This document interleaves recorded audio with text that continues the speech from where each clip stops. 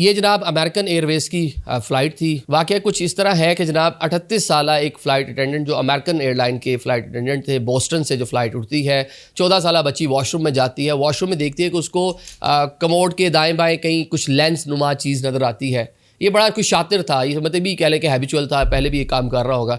इसने काफ़ी सारे स्टिकर्स बना रखे थे, स्टिकर्स चिपका कर सिर्फ जो मोबाइल का लेंस वाली जगह थी उसको ये रहने देता था।